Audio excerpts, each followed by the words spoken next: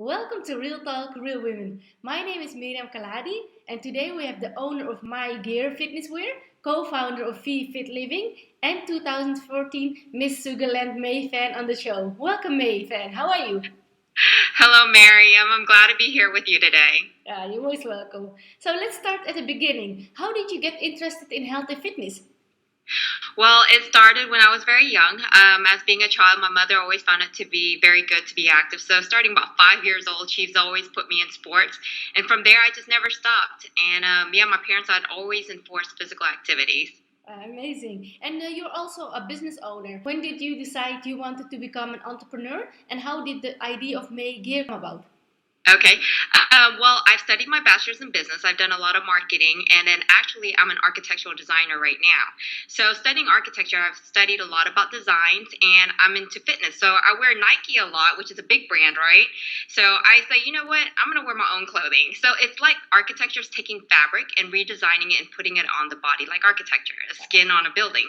So, I started that about recently, which is fashion is a little different from architecture. It's not the same, but I started about a few months ago in 2013. Oh, amazing, wonderful. I know that your parents immigrated to the US during the Vietnam War and that you grew up seeing the value of hard work. How does your youth influence your success today? Well, a lot of it is not to take the opportunities for granted. I have children of myself, and they really do take things for granted.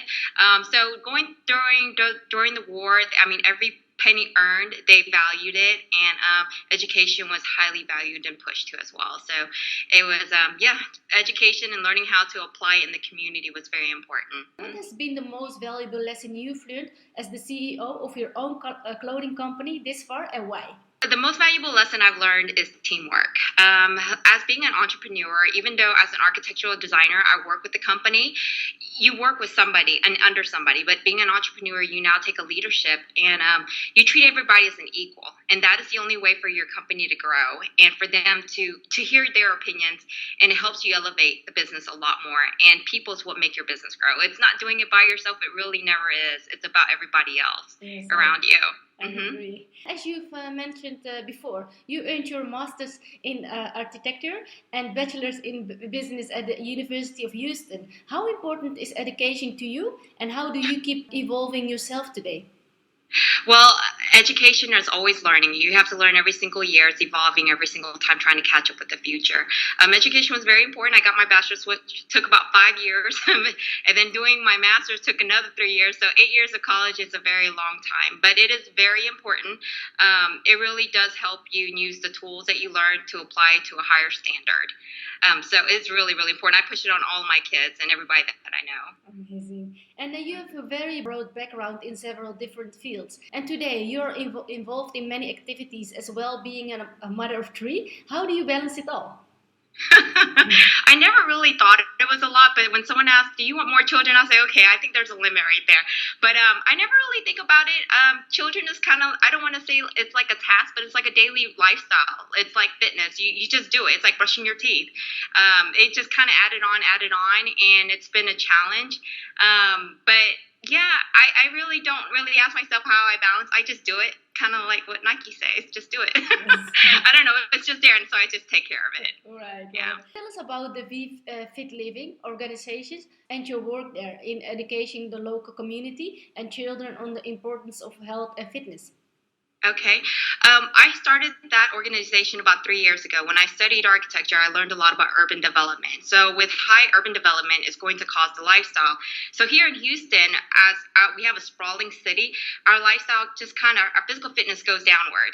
Our eating habits stays the same or increases, so we're not as physically active. So, it caused a health epidemic in the Vietnamese community specifically. So, it was a matter of just education. So, seeing a lot of deaths had rise in my family due to health, it was something that I felt like I had to jump into. And so I created an organization about 3 years ago, and I invited my co-host Dave and Nguyen. And fortunately, the city gave us a TV show. So Houston's the second largest city of Vietnamese in the U.S. So now we are spreading nationally, and throughout the whole minorities and also just everybody in general.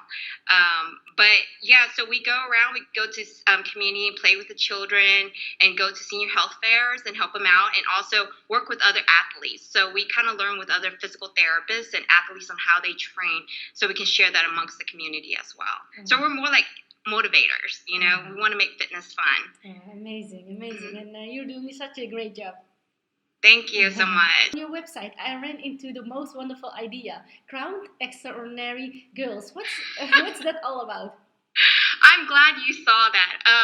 When I was a girl, I was a tomboy. I never knew what it was like to wear a tiara or a crown, and I was given the title to be Miss Sugarland. You know, I didn't think much about it. I was like, oh my gosh, I don't know how to do this, but I was so delighted when I put a crown on myself. It was a very good feeling.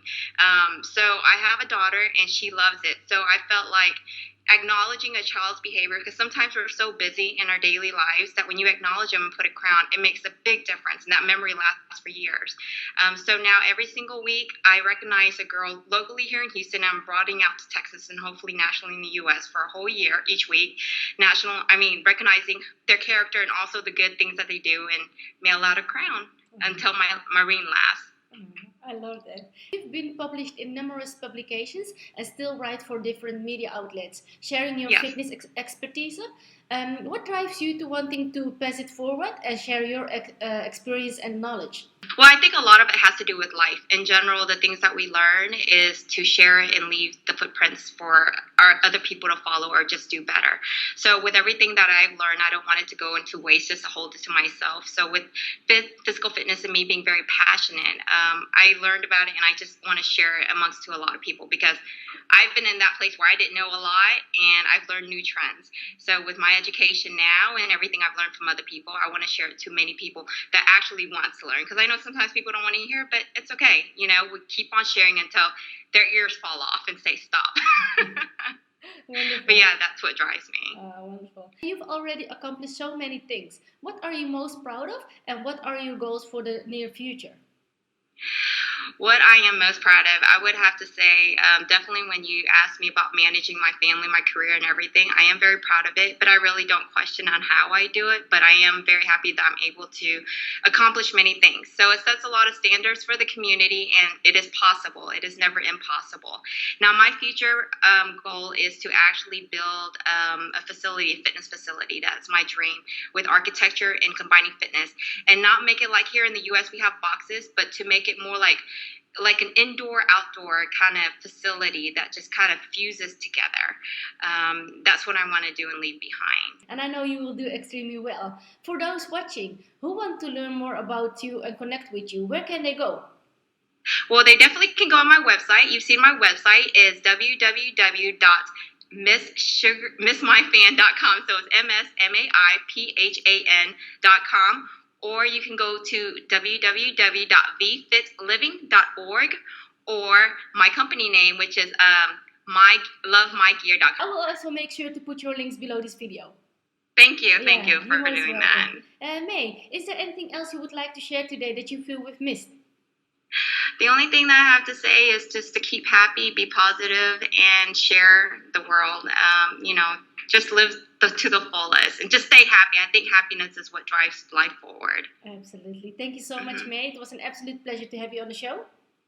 Thank you so much for having me. You're most welcome. And thank you so much for watching. My name is Miriam Khalladi. For more inspiration, check out our book at realtalkrealwomen.com.